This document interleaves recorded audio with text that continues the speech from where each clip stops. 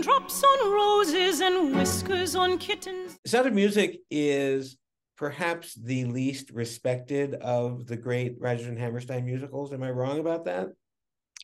Well, yes and no. I mean, there is no question that the reviews for The Sound of Music originally complained a great deal about the sweetness in the story, and they thought the sweetness was saccharine or even cyclamate. But time has proven otherwise. Lawrence Maslin, the great musical theater scholar, points out a very important thing, and that is the fact that during the 60s, which was the time of the Beatles and the Rolling Stones and all these rock groups and people protesting and all that kind of stuff, that The Sound of Music was actually the dominant music of the 60s, because the album came out in January of 1960, the original cast album, and it was on the charts for 3 years. Then in 65, the movie came out and the album was on the charts for the rest of the 60s. So as a result, while we talk about the anarchic reaction to so much music in the 60s, people were listening to The Sound of Music. It's a very underrated show. It does everything right as far as I'm concerned. You really get to see change in so many people in this show. Characters should change in shows. And who changes? Maria changes from somebody who was expecting to be a nun and live that sedentary, contemplative life, and turns out to be the mother of a whole brood of children.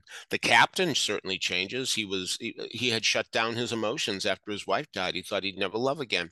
He does love again. The children change. They're terribly bratty at the beginning. And the fact is that Maria says the right things to them. For example, when Liesl says, I'm too old for a governess," Maria says, "Okay, then let's be friends." What a smart retort. That is really great. So she wins over the children. So the children change too. And in fact, if going to a minor character, Elsa, the Baroness, she changes as well, because she knows that, yes, Georg has indeed promised to marry her, and he will go through with it, apparently. But she knows that he doesn't really love her, that his love for her has been supplanted by Maria. So even though he's about to break it off, it's very interesting when she breaks it off first, because she has to have the last word and make it sound like it's her idea. But so there's so much change in characters, and that's what we really want in stories. People who start off at one point and go to another. Everybody grows. What's the best song? What is the best song in Sound of Music?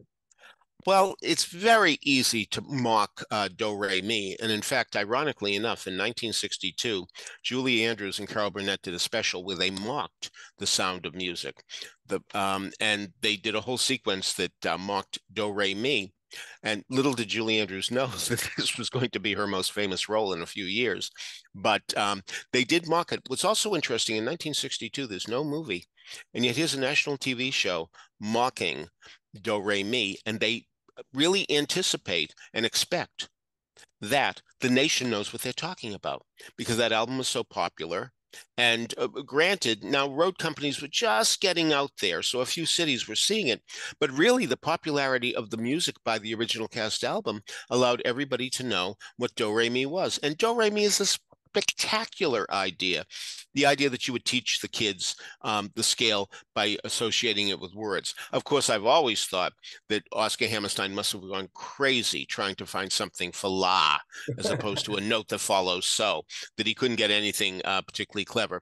And it is interesting to see how many Marias play it as if to say la, a note to follow so. I can't come up with anything else. Yeah, because we have that too. We can't be good at everything. And she gets close enough to get 7 out of the 8. So, but that's a magnificent idea for a song.